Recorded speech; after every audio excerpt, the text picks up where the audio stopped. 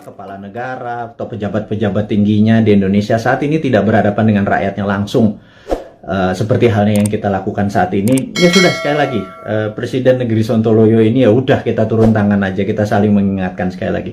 Dan tujuannya ini adalah kita semua memerlukan guidance, termasuk saya. Kita memerlukan arah, kita memerlukan visi misi yang sama. Kita memerlukan collective dream atau mimpi yang sama gitu ya. Di tempat tidur yang sama, mimpi yang sama. Ini penting sekali untuk kita menjadi negara yang berdaulat. Baik sahabat semua, kita akan mulai. Selamat malam, Assalamualaikum warahmatullahi wabarakatuh. Dimanapun sahabat berada saat ini di negeri tercinta, mulai dari Sabang sampai Merauke, kita selama beberapa saat ke depan kita akan memberikan banyak informasi-informasi yang mungkin sahabat butuhkan, begitu juga saya gitu ya.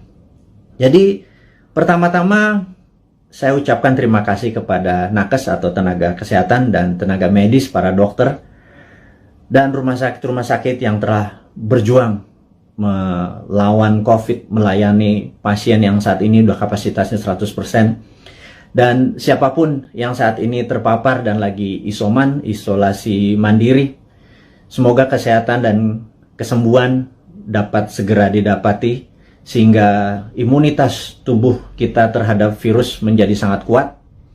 Dan sekali lagi, waktu kita terpapar COVID itu bukan death sentence atau hukuman mati. Itu adalah perjuangan. Dan sekali lagi, terima kasih kepada tenaga kesehatan, tenaga medis, rumah sakit. Anda pejuang terdepan. Anda adalah pejuang-pejuang yang membawa bambu runcing yang mengalahkan penjajah itu. Dan saya dari hati yang dalam dan kita kaum New Mind mengucapkan selamat dan terima kasih berkali-kali. Terus semangat, terus semangat. Kami bisa apa? Kami hanya bisa menerapkan protokol kesehatan di manapun kami berada, dan kami mengurangi kegiatan berjumpa dengan banyak orang. Kami taat, dan kita harap hal ini semua bisa terlewati. Kita tahu bahwa saat ini pemerintah lagi berjuang dengan gayanya, dan semua negara juga berjuang dengan gaya masing-masing, tapi ada yang sudah lewat. Ada yang seperti kalau kita nonton Euro Cup kemarin gitu ya, agak sebel juga gitu ya, dimana mereka udah nggak pakai masker, mereka menang bukan sekedar menang dari COVID, tapi juga bola itu menjadi perayaan pelampiasan rasa suka yang setelah 1,5 tahun mungkin semuanya lockdown, dan kita masih berada di rumah dengan PPKM-nya gitu ya. Lebaran 2020 kita taat pada pemerintah untuk tidak pulang kampung, kemudian lebaran haji pun kita tidak sholat id di publik. Mendadak tahun 2021, entah bagaimana, kita juga nggak pulang kampung. Saya juga rindu sekali sama ibu saya, keluarga saya di kampung yang nggak bisa ketemu. Dan kita taat. Kemudian lebaran haji ini pun kita nggak bisa keluar lagi. Dalam hati kita cuman berkata, kalau sampai tahun depan lebaran masih kita nggak bisa pulang kampung, dan lebaran haji tahun depan kita tidak bisa berhaji, saya rasa ada masalah dengan bernegara kali ini. Udah kalian itu tidak menghadapi rakyat dengan langsung mengatakan apa yang terjadi. Sudah kita tidak boleh berhaji, dan ada yang mengatakan nggak boleh berhaji masalah COVID. Rasanya enggak. Banyak yang mengatakan ini jangan-jangan masalah politik, karena kita negaranya miring ke salah satu kekuatan politik dunia gitu ya, yaitu Tiongkok. Itu kita jujur-jujur aja. Kenapa sih kita nggak menjadi negara yang tidak harus miring ke kiri, nggak harus miring ke kanan, tapi semuanya kita rangkul gitu ya. Dan nyata, ngerangkulnya tuh nyata. Kalau sekarang kan agak miring ke salah satu, sehingga kita tahu Saudi adalah perpanjangannya tangan Amerika, di mana Amerika dengan petrodolarnya atau negara petrolnya Saudi dan negara Timur Tengah dikendalikan menjadi underlay-nya terbitnya dolar gitu ya. Berarti kan dia miringnya ke sana ya. Begitu kita nggak berhaji, jangan-jangan, sekali lagi jangan-jangan gitu ya. Ada yang bilang dana hajinya kepake infrastruktur. Saya pikir lah itu mah nggak Nggak tahu juga saya apa yang terjadi di atas sana. Tapi ya mbok diterangkan gitu ya. Jangan membangun narasi pakai buzzer. Buzzer sudahlah. Udah masa lalu buzzer itu.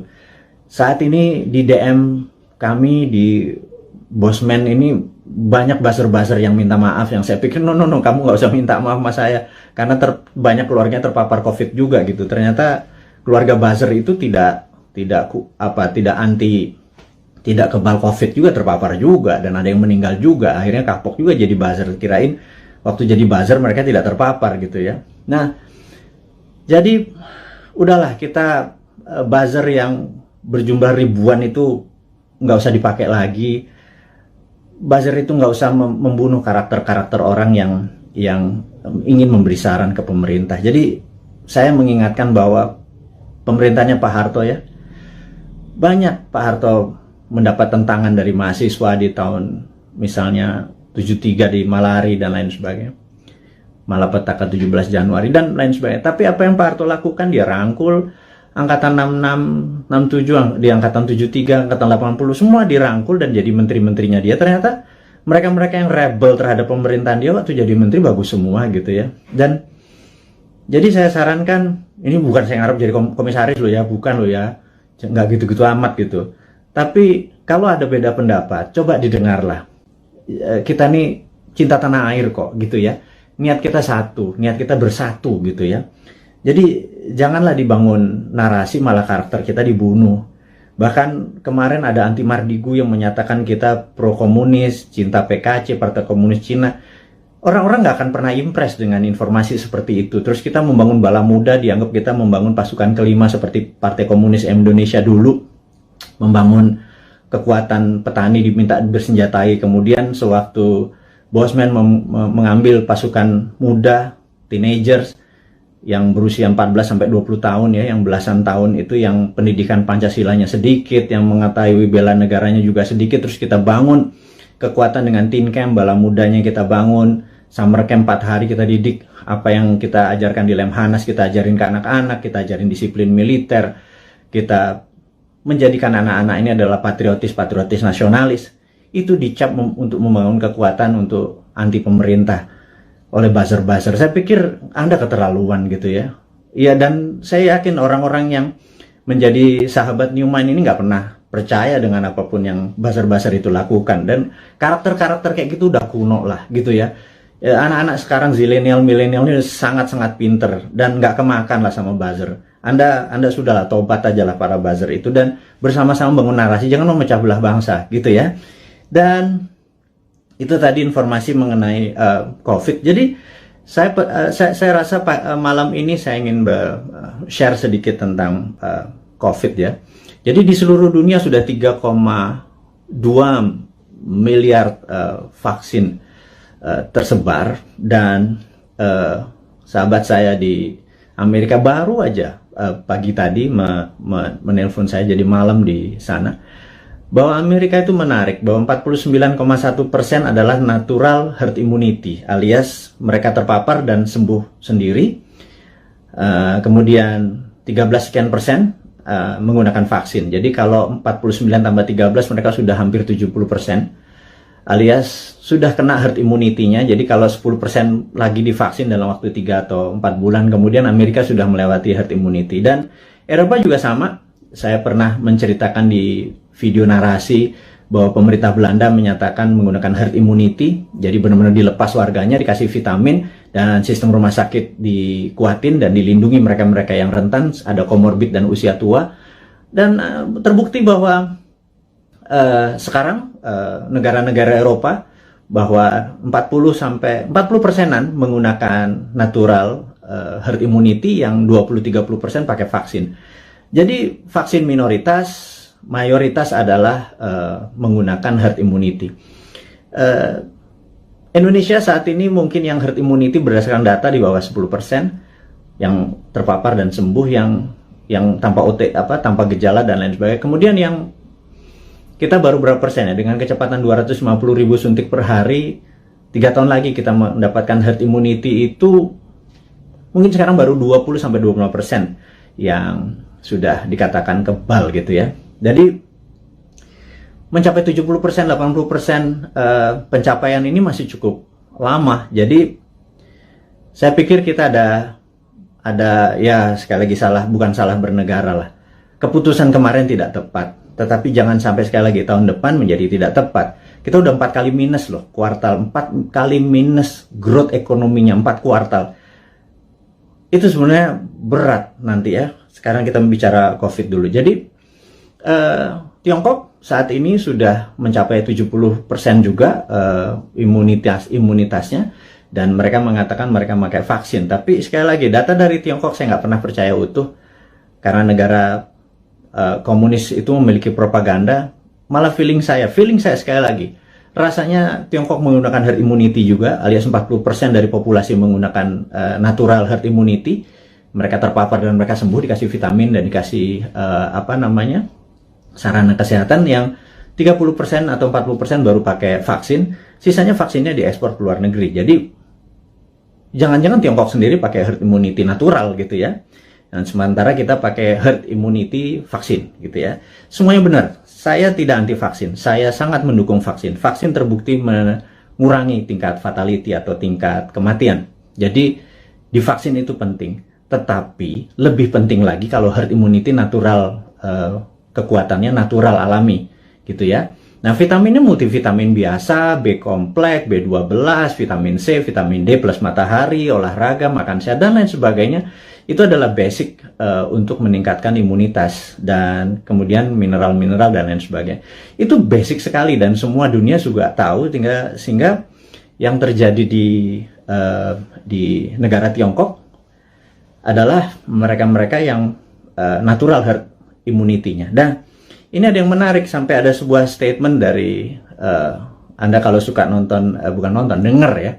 Jadi kalau IG itu kan tempat pamer, jadi ada pamer kekayaan, pamer perjalanan dipamer-pamerin. Kemudian kalau di TikTok itu beda, generasi TikTok sama generasi IG beda. Kalau di TikTok itu Anda harus sombong gitu. Kalau IG begitu sombong Anda diledekin. Kalau di TikTok Anda harus sombong. Anda di rumahnya punya lift, bilang wah gila, rumahnya dia ada lift gitu, dan nggak ada. Bagi anak TikTok tuh biasa aja. Anak TikTok adalah anak zilenial, anak IG adalah anak milenial. Dan mereka ini adalah orang-orang yang well informed atau terinform bagus dengan dunia digital. Dan jadi sekali lagi kembali ke masalah COVID. Jadi Indonesia memilih menggunakan vaksin gitu ya, sementara negara-negara Eropa menggunakan natural herd immunity. Oke, nggak apa-apa. Yang penting sekarang kita adalah menjadi negara yang harus terbebas dan menang dari COVID. Dan saya sangat menyarankan, ini yang saya sangat menyarankan nih, kan kita kan presiden, negara kita adalah Republik Sontoloyo. Jadi Republik Indonesia terkadang kita menyebutnya negara tetangga gitu ya. Jadi kita mengingatkan kepada pejabat saat ini, mbok jangan pakai apa-apa import gitu ya. Satu, masalah COVID ini adalah masalah import gitu ya, dari luar. Kemudian PCR dan antigennya import. Kemudian alat-alat kesehatannya import. Kemudian masker dan protection disinfektan segala macam mayoritas tuh import gitu ya. Kalau ada gelombang ketiga lagi, mudah-mudahan jangan. Masa kita impor terus ya, flight capital, ya miskin lah bernegara ini. Sudah sistem bernegaranya saat ini keuangannya cuma 44% uang beredar dari GDP nasional. Bisa dibayangin Singapura 120% uang beredar dari GDP nasionalnya. Korea Selatan, Jepang. Tapi nggak tahu kenapa kita cuma sepertiganya. Waduh, wahai ibu pejabat yang sering dapat prestasi, mohon dijelaskan lah. Jadi kami ini sering nanya gitu ya. Ya kalau kaum New Mind nanti yang berkuasa, pasti kita bisa 1:120. Jadi kita naikin 3 kali lipat dari uang beredar pada saat ini. Gimana kita bisa maju kalau uang itu ditahan? Yang kedua adalah pajak lah jangan naik terus. Maksud saya begini loh. Kalau Anda ingin misalnya PPH yang naik dari 10% jadi 12 atau berapa itu ya. Kalau Anda dulu kami dapat pendapatan 100 gitu, Anda pajak 10. Oke lah. Kemudian Anda naikin jadi 15, tapi kami dapatannya 80 dan Anda nggak ngikut lagi untuk numbuhin. ya kami juga nggak ikhlas kayaknya ngebayar. Jadi gini lah, kalau memang mau naikin 15%, 20% sekalipun nggak apa-apa. Tapi kalau tahun lalu kami dapat 100, pastikan tahun ini kami dapat 300 gitu. Dengan kebijakan yang Anda mendukung dunia kerja atau dunia UKM. UKM itu paling menderita pada saat ini, entah bagaimana. Nomor satu ya, kalau mau maju, kita semua tahu, rule of thumb-nya untuk maju negara itu sangat sederhana. Yaitu kredit selalu tumbuh di atas 15% setiap tahunnya daripada tahun belakangan. Jadi kalau tahun lalu 100, ya tahun ini 115. Minimum dengan naiknya 15% dari kredit tadi, negara naik 7%. Kalau sekarang jangankan 4%, 5% naik. Jadi kalau growth-nya cuma 2% malah minus, itu ya wajar karena uang terlalu ketat. Dan apa sih susahnya Anda untuk memprinting money berbasis production gitu loh. Kita udah ingatkan berkali-kali dari 2016, Bosman Sontoloyo ini mengingatkan MMT itu modern monetary theory yang digagas oleh Michael Hudson itu bukan isapan jempol. Kita cuma beda mazhab aja. Anda Keynesian, kita post Keynesian. China pakai sudah dari tahun 89. Amerika pakai dari tahun 71 printing money itu. Terus negara Eropa, negara Jerman pakai semua. Ini untuk menyelesaikan masalah COVID ini ya, Tiongkok pun melakukan printing money saat ini. Dan kok kita malah minjem sih? Aduh, gimana sih? 6.500 triliun loh. Itu bunganya aja udah hampir 3.300 triliun. 300 triliun kalau buat beli obat itu selesai masalahnya, gratis semua, PCR gratis, antigen gratis. Kalau PCR-nya bayar, antigennya bayar, gimana kita mau travel? Terus udah kayak gitu, dengan PPKM kita ini udah taat sama ininya, tapi semuanya bayar gitu ya. Vitamin bayar gitu ya. Terus pajak bayar, terus kita pokok nggak pernah kebayar, negara sibuk bayarin utang, terus nambah utang.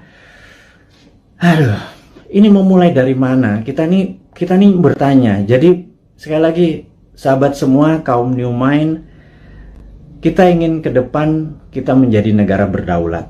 Jadi hari ini yang mau diinformasikan adalah gimana caranya kita di tahun 2045 Indonesia adalah negara superpower.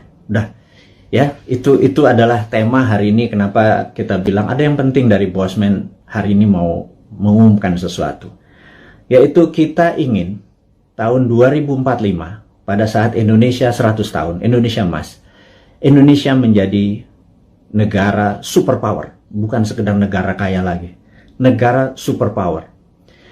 Kita nggak bisa tumbuh hanya 5% atau 7% seperti janji-janji kemarin di dalam kampanye. Nggak bisa. Kita tumbuh harus lebih powerful dari angka-angka itu. Terus bagaimana membuat ini berdaulat gitu ya? Oke, sahabat semua. Saya ada beberapa informasi sebelum kita masuk ke topik ke sana, bahwa kita tahu saat ini negara-negara sudah kena herd immunity-nya dan kita masih belum. Dan penting untuk kita memberi informasi adalah begini. Sahabat, saya mengingatkan kita masuk ke topik berikutnya setelah tadi ini masuk. Jadi beberapa kali kita kalau naikin informasi di IG, toto bisa hilang gitu ya. Kemudian di sosmed yang lain seperti YouTube, channel kita sering di warning, sering diperingati dan hilang. Di Facebook, jadi kita udah berapa kali hilang, terus 7 kali kita diperingati Facebook, IG, Twitter kita hilang, terus YouTube kita pernah hilang gitu ya. Dan ternyata saya baru memahami setelah algoritma teman-teman melihat dan dilaporkan, ternyata cara menghilangkannya gampang. Begitu mereka tidak ingin video atau tulisan segala macam itu, sekelompok buzzer adalah menginformasikan, melaporkan bahwa ada unsur porno, ada unsur dan lain sebagainya, sehingga pemilik sosial media yang tidak bisa berbahasa Indonesia itu pokoknya dapat laporan, terus mereka kasih peringatan kita gitu ya. Agaknya ide-ide kita ini sudah mulai menakutkan baik globalis di internasional ataupun pemikiran bernegara, padahal kita tidak berniat untuk revolusi, berkudeta. Kita ingin negara kita utuh dan kita ingin negara kita menjadi negara berdaulat di 2045. Kita tidak tergantung pada negara asing gitu ya. Yang kita tanyakan misalnya pada saat kita taat tapi TKA asing masuk. Anda datang deh jam 12 malam, jam 2 malam ke Soekarno-Hatta ya, pakai masker ya, sama disinfektan. Anda bisa lihat ada 300 orang, 500 orang, terus mereka nggak ada karantina. Pertanyaan sederhana, kenapa nggak dikarantina sih? Gitu aja. Segitu kuatnya pendukung mereka-mereka ini, yang saya nggak tahu pejabatnya mungkin sakti sekali gitu ya. Sehingga waktu kita peringati, kenapa mereka bisa masuk? Kenapa kita taat terus mereka asing bisa masuk, terus mereka bisa ikut bersama-sama komersial flight dengan warga negara Indonesia lainnya, mereka tidak bisa berbahasa Indonesia. Dan jawabannya adalah jangan macam-macam, suruh diam kau gitu ya, karena nanti kalau negara itu tidak mau invest di Indonesia, Indonesia bisa rugi. Itu kalimat yang benar-benar menurut saya, lo gila ya, jangan gitulah. Emang satu-satunya negara ngomong itu memang Tiongkok apa? Segitu taatnya gitu? Enggak gitulah, jangan berkata begitu, kita bukan anak-anak lah. Berbicara yang lebih elegan sedikit, dengan data, dengan santun, jangan membentak, jangan menghardik gitu ya. Kita bertanya juga baik-baik, ya kasih jawaban aja gitu ya, bahwa nanti kita urus, kasih yang manis lah gitu. Kita udah capek saling bentak, saling curiga gitu, udah capek gitu. Bernegara elegan sedikit, statement lah, jadi negarawan lah. Jangan jadi pedagang, mau ada cuan, ada untung segala macam gitu ya. Ya lu untung, gua kagak gitu ya, apalagi rakyat gitu ya. Itu kami bertanya gitu ya, kami dapat apa? Udah asetnya hilang, tanah air kita hilang, diambil barangnya, kita cuma dapat apa? Dapat pajak gitu. Buktinya kita tetap dipajakin tuh. Terus apa? Dari apa untungnya gitu ya? Terangin aja, ini untungnya segini. Kalau kita yang tahu adalah aset kita hilang, nikel kita gone, digantikan dengan apa gitu. 20 tahun lagi, Anda ingat, saya pernah ke Nauru. Nauru tuh negara menarik. Dulu dia penghasil P2O5 atau fosfat. Wah, kayanya bukan main. Tapi beberapa 20 tahun yang lalu Nauru kehilangan fosfatnya karena dikeduk habis. Ya sudah, sama Amerika waktu itu, dikeduk habis. Negaranya miskin, hidupnya tinggal dari pariwisata aja saat ini. Naurunya kehilangan asetnya. Anak cucunya cuma bilang, oh dulu kita menghasil fosfat ya, gitu ya. Jangan sampai anak cucu kita bilang, Eyang, dulu Indonesia menghasil nikel ya? Nikelnya di mana ya? Tahu, kita dapat apa waktu nikel itu dijual? Nggak dapat apa-apa, kita dapat virus, gitu ya. Hal itu kan susah kalau kita dijawab sama cucu cicit kita bertanya hal-hal seperti begitu gitu. Jadi kita tanya balik, kalau memang hanya didapat nikel itu kalau bisa atau produk-produk alam itu sumber daya alam. Kalau kita percaya MMT, Modern Monetary Theory, maka sumber daya alam itu bukan sebagai alat komoditi atau alat dagang, tetapi sebagai alat tawar. Jadi keuntungannya itu bukan hanya dari jualan, tetapi ada benefit lagi. Jadi di atas financial benefit, sekali lagi, di atas Anda para pejabat sekarang tuh apa-apa kan financial benefit. Kita dapat untung, dapat untung. Selalu untung dan cuan gitu ya. Cara bernegara segitu kesannya kayak anak TK gitu ya. Karena kalau cara bernegara di atas keuntungan materi, itu ada namanya humanitarian benefit. Keuntungan atas nama kemanusiaan. Terus ada namanya nasionalis, keuntungan untuk negara gitu ya. Bukan hanya keuntungan sekedar dari pajak, dari dagang, dari selisih jual beli gitu ya. Tapi humanitarian, atas kemanusiaannya. Anak cucu kita masih benefit gitu ya. Nah, kalau kita pakai SWF, Sovereign Wealth Fund, itu asetnya masih di situ. Nikel kita masih di situ.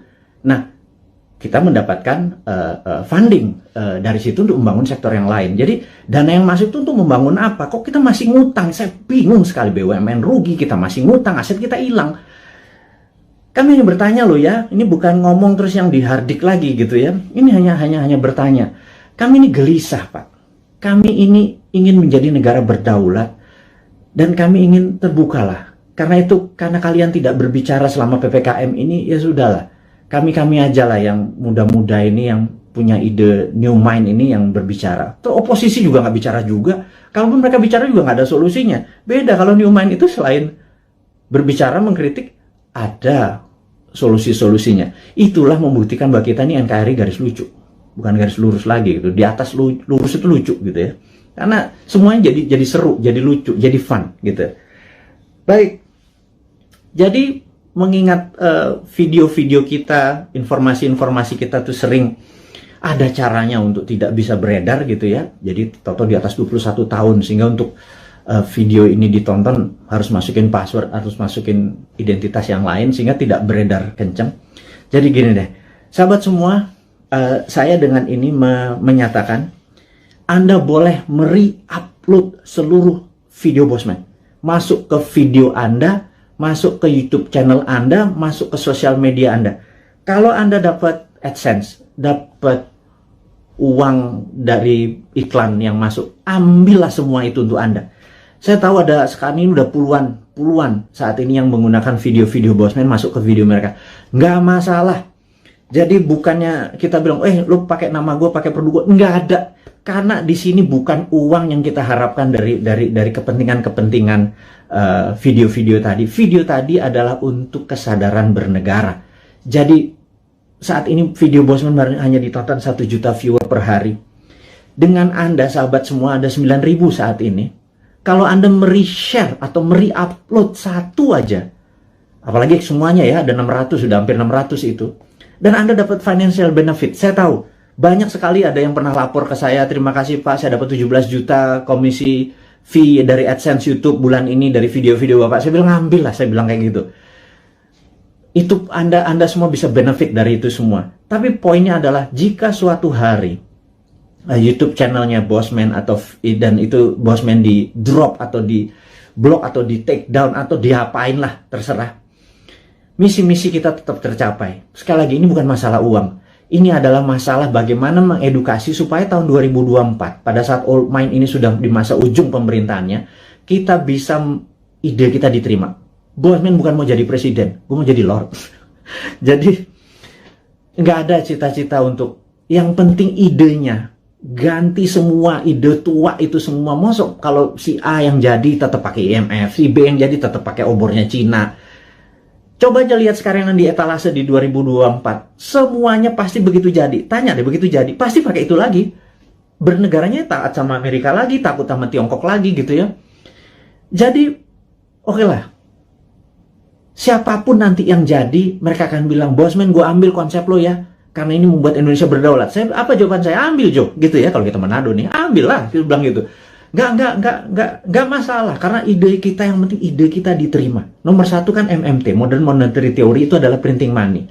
Jadi pasti Bappenas kita adalah orang-orang yang mendesain bernegara ini 12 lapis. Nah, sahabat semua, apa itu desain 12 lapis? Jadi misalnya kita mau buat benang atau baju gitu ya, baju kita kainnya dari mana? Benangnya dari mana? Mau pakai polyester, mau pakai katun, 100% kapas. Terus kancingnya dari mana? Mau pakai resleting dari mana? Ada yang pakai batok, ada yang pakai plastik, ada yang segala macam itu. Kita bukan sekedar ini, dan itu semua kita biayai. 12 level itu kita biayai. Nanti distribusinya kemana? Pakai jalanan apa? Mobilnya apa? Semua akan kita gunakan produk-produk lokal, dan itu pakai printing money. Jadi printing money itu tidak bisa jalan sebelum project itu dihitung cost accountingnya, ya. Jadi John Bollard ini punya tulisan menarik, namanya Economic at War. Itu bukunya. Saya ini penggila buku, jadi hari ini kita baca tentang Economic at War. Jadi di tahun 45, pada saat sebelum perang di tahun 36 sampai 39, pada saat Amerika dan sekutu Amerika, terutama Amerika dulu belum powerful sekali. Jadi negara-negara Eropa itu minta Amerika masuk. Terus apa yang dilakukan adalah mereka minta John Maynard Keynes, ada banyak sekali ilmuwan-ilmuwan, tokoh-tokoh ekonom di masa itu disuruh menghitung cost accounting. Berapa kilogram, berapa ton besi dibutuhkan, ferro, berapa untuk buat amunisi, untuk buat baju, untuk buat makan, itu dihitung cost accountingnya, untuk buat pesawat, buat tank, buat mobil, buat dan lain sebagainya, dihitung cost accounting, berapa modalnya, terus dari mana barangnya dirinci. Syaratnya sederhana. Churchill waktu itu sangat sederhana. FDR juga, Franklin Delano Roosevelt juga perintahnya sama. Ini dua, Inggris sama Amerika memang kompak banget. Mereka cuma bilang, berapa biayanya untuk kami menang perang? Perang itu ada perang sama Jepang dan perang sama Jerman gitu ya. Mereka menghitung totalnya sekian billion dolar. Itu angka dari langit, billion dolar. Begitu mereka printing money, udah. Underlay-nya adalah alat-alat perang tadi gitu ya. Ada inflasi? Nggak ada gitu ya. Makanya saya bilang printing money kok ada inflasi. Saya bilang, lu sekolah di mana sih? Segitu takutnya sama printing money gitu ya. Printing money itu ditakuti kalau tidak ada production yang dibuat gitu ya. Tapi kalau, nah, bukunya baca, namanya The Economic at War. Jadi The Economist at War. Jadi orang-orang memenangkan perang tuh ekonom yang memenangkannya gitu ya. Nah, jadi sama, kita nanti akan sama juga. Kita akan membuat menghitung cost accountingnya, kemudian kita akan printing money dan UKM kita langsung jalan, ini jalan. Karena kita mau tahun 2024 itu kita menjadi negara berdaulat gitu ya. 2045 kita akan menjadi, dan mulainya dari 2024 karena sekarang kayaknya udah nggak kasihan sekarang ngurusin COVID, terus ngurusin apa Tiongkok ya udahlah, itu mereka terlalu repot dengan urusan gitu. Nggak mungkin lah bisa menjadi negara berdaulat. Kita cuma ngingetin sekali lagi. Jadi kita harapkan konsep kita ini diterima oleh siapapun yang nanti mau running 2024, konsep kita ini. Jadi kalau Anda, bayangin ber-9.000 kita, upload masuk. Anda buat, kalau nggak punya YouTube channel, Anda buat YouTube channel. YouTube channel Anda sendiri, Anda tinggal ambil tulis kita, terus kasih judul-judul yang jangan terlalu negatif atau terlalu clickbait gitu ya. Kasih yang educate, kasih yang fun, kasih yang lucu, dan lain sebagainya. Sehingga ribuan atau jutaan orang. Saat ini ada 180.000 orang yang ada di internet. Ada 180 juta. Jadi saya harapkan teman-teman bisa memanfaatkan. Kalau Anda dapat 1 juta per hari, Anda bisa hampir 100 juta itu dari AdSense-nya dari YouTube gitu ya. Pakai aja video-video kita ini untuk di-upload, di-reshare, dan pakai akun-akun Anda sendiri. Perbanyak itu semua informasi-informasi itu. Anda boleh mengganti thumbnail-nya, mengganti footage-nya. Yang penting voice-nya jangan dipotong. Narasinya gunakan tulisan agar orang menjadi lebih paham, gitu ya. Ini tujuannya bukan untuk memecah belah bangsa, ini tujuannya untuk membuat kita negara berdaulat. Dan cara cerdas bernegara ini sudah hampir 600 video. Sebarkanlah, gitu ya. Kemudian, sahabat semua, kita saat ini ya tadi ada informasinya adalah untuk upload. Anda sangat diizinkan menggunakan nama Anda video-video Bosman. Saya harapkan ada 9.000 sahabat ini punya 9.000 akun yang masing-masing taruh semua videonya Bosman, dan Anda dapat faedah yang sama. Sekali lagi, kita baru mencapai mungkin 1% dari populasi. Bayangin dari 180 juta orang yang punya akun di sosial media atau internet, menggunakan internet ini, baru 1 juta yang kita capai. Masih kecil sekali. Gimana cara 100 juta bisa menonton video ini? Dan kalau 100 juta bisa menonton video ini melalui Anda punya channel, ya Anda yang dapat duitnya loh. Bicara itu aja dulu. Di masa pandemi seperti begini, susah bergerak, ya udahlah. YouTube channelnya Anda aktifkan gitu ya. Mudah-mudahan jadi faedah ini bersama. Dan saya mengingatkan bahwa saat ini kita tahu bahwa kita berperang, dunia saat ini berperang. Contohnya lagi, bisa dibayangkan bahwa di dunia yang perang dunia pertama, yaitu tahun 1914 sampai 1918, 4 tahun, itu perang dunia 1. Kemudian perang dunia kedua 40 sampai 45, 5 tahun. Dan kita tahu 2016 waktu Trump menyatakan menjadi presiden, 2017 Trump declare war ke Tiongkok. Tapi bukan world war, bukan perang dunia, tetapi adalah economic warfare dengan salah satu strateginya menggunakan trade war, perang dagang. Itu terjadi, dan begitu itu terjadi maka di tahun 2017, sahabat semua ingat, kita mengingatkan dengan, waktu itu belum pakai YouTube, di 2019 kita mengingatkan bahwa everything start with economic warfare, diakhiri dengan military war, gitu ya. Dan di tahun 2020 untuk menjatuhkan Trump, globalis dan Demokrat Amerika menggunakan tool yang namanya biological warfare, yang namanya COVID, untuk menyerang Amerika. Dan pada saat itu yang disarankan oleh mereka menggunakan masker. Tapi Trump punya analisa sendiri bahwa kalau peristiwa dari Spanish flu itu ada 3 gelombang. Jadi gelombang pertama tertinggi, kedua agak rendah, ketiga terendah. Tapi virus pertama itu paling lemah, kemudian agak kuat, terakhir yang paling kuat gitu ya. Nah, jadi pada saat terlemah ini semua orang terpapar aja supaya tingkat herd immunity-nya tercapai. Dan yang terjadi oleh Trump dilakukan adalah dibebasin aja, toh mereka punya operating sistem dari kesehatannya terbaik di dunia. Dan ternyata terbukti sekarang 49%, 49,1 di Amerika menggunakan herd immunity natural. Dan ini adalah, ya tapi sekali lagi Trump kalah dengan 4 negara bagian yang dalam tanda petik dicurangin katanya. Tapi itu negara Amerika, bukan negara kita. Tapi dia adalah salah satu polisi dunia yang berkepanjangan. Ternyata Biden ini mengambil konsepnya Trump untuk masih berperang juga dengan Tiongkok. Jadi, dan itu adalah perang dunia negara. Kita nggak ikut-ikutan. Tetapi kita di dunia ini perang dengan makhluk yang tidak kelihatan, yang namanya virus corona atau COVID gitu ya. Jadi begitu dunia saat ini menjadi satu rasa dan perang bersama, inilah yang menarik bahwa kita harusnya sudah menggunakan war mode atau ekonomiknya at war. Jadi ekonomi itu ada 3, economic at normal condition, economic at crisis, dan economic at war. Jadi harusnya bernegara itu pakai economic at war. Sayangnya sekali lagi mereka nggak paham saat ini, old mind yang berkuasa ini nggak paham bahwa ekonomi at war tuh gimana ya gitu ya. Sekali lagi, aduh, itu kadang-kadang kita mengelus dada gitu ya, kok ya beda lagi strateginya, ya nggak pakai ngutang jelasnya gitu ya, harus berdikari, berdiri atas kaki sendiri, every country for their own, negara ngurusin sendiri. Jadi begitu kita masuk perang dunia, yaitu 2020 kemarin, 2021 saat ini kita masih dalam keadaan perang, dan WHO serta World Bank sudah mengumumkan bahwa perang ini diperkirakan berakhir tahun 2025. Jadi perang ini masih panjang, sahabat semua. Perang ini kan perang besar itu kan ada battle perang, pertempuran kecil gitu ya. Ini masih banyak di Jawa sekarang, di Bali itu masih ada pertempuran kecil. Dan kita harus memenangkan pertempuran itu untuk memenangkan peperangan. Jadi bayangin kalau kita baru selesai tahun 2025. Jadi baru sebagian yang tahun 2022 lepas sebagian, 2023 lepas sebagian, dan lain sebagainya. Nah, kalau melihat kayak gini, mood-nya atau apa ya, cara bernegara saat ini tidak juga memahami ini World War III, perang dunia ketiga, karena perang benar, semua negara perang kok masih nggak declare juga sebagai perang dunia. Ini akan berbahaya bernegaranya. Jadi ya udah, kita sebagai kaum Sontoloyo mengingatkan kaum New Mind ini, Presiden Republik Sontoloyo mengingatkan kaum New Mind, sahabat semua, ini adalah war mode gitu ya. Sahabat semua, ini adalah World War III. Sahabat semua, kita harus kompak. Sahabat semua, kita harus membangun kekuatan bersama gitu ya.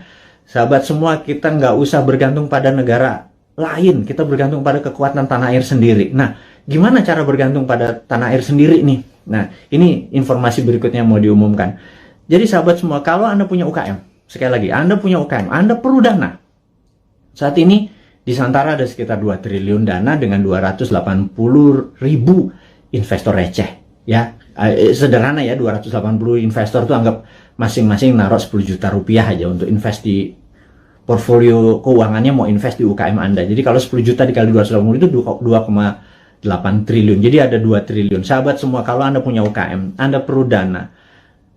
Anda lihat di IG, di wall IG, maka di situ udah ada informasi, kirimkan Anda punya, ada 7 persyaratan, Anda perlu uang berapa, apa yang Anda butuhkan, bisnis Anda seperti apa, dan lain sebagainya, dan kita akan review di 280.000. Dan bagi Anda yang saat ini bingung mau ngapain, bisnis baru kan susah, tapi kalau Anda punya uang, Anda join sebagai investor untuk membantu UKM. Jadi Santara adalah penghulu untuk menghubungkan, si cowoknya adalah si investor, si ceweknya adalah si UKM.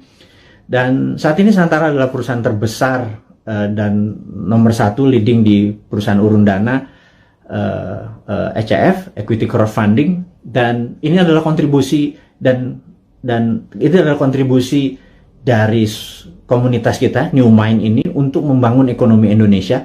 Itu base-nya MMT kita kan pro pada UKM, pro pada bottom of pyramid. Jadi bukan yang piramid di atas, kita pro pada bottom of pyramid. Ini membuktikan bahwa kita bukan cuma konsep doang. Beginilah cara kita bergandengan tangan. Jadi tadi ya, nomor 1 kita re-upload, kemudian re-share apa yang kita punya informasi. Kedua adalah yuk gandengan tangan untuk membangun UKM. Karena UKM ini yang kuat terhadap masalah krisis ekonomi. Inilah yang membuat Indonesia nanti take off di 2045 adalah kekuatan UKM yang 40-50 juta itu. Tapi UKM itu mungkin kita bagi 3, ada kecil, mikro, kecil, dan menengah. Saat ini mungkin kita yang menengah dulu ya, ngapunten. Jadi kita belum bisa menolong yang mikro gitu ya, yang juga yang kecil gitu. Kita yang menengah dulu. Pelan-pelan. Tangan cuma 2. Organisasi kita masih muda gitu ya, baru 3 tahun. Tapi sahabat semualah yang bisa membuat kita bisa menolong menengah, kecil, dan nanti yang ke mikronya gitu ya. Makanya yuk gandengan tangan, kita invest di UKM. Nah, kemudian ada lagi yang kami mau umumkan sekali lagi, teman-teman, bagi mereka yang saat ini ada kondisinya kita tahu nggak stabil ke depannya, tidak ada yang terbaik daripada uang Anda ditaruh di gold atau di emas gitu ya. Jadi daripada, dan emas itu kalau pakai fisik kan bisa bermasalah. Sebentar lagi Dinaran akan menerbitkan ATM Gold. Jadi Anda bisa buka rekening, beli emasnya. Anda bisa ambil kapan saja karena ATM Gold ini kita akan ada di kantor kita, kemudian akan ada di semua mall di Jakarta dulu, dan habis itu nanti ada di semua lokasi. Kita ingin lakukan itu segera. Jadi ini semua adalah untuk bakti kita, gimana caranya kita bergandengan tangan ke depan untuk menjadi negara yang powerful. Sahabat semua, sekali lagi saya mau mereview apa yang kita dapat hari ini adalah negara dalam keadaan perang, dunia dalam keadaan perang.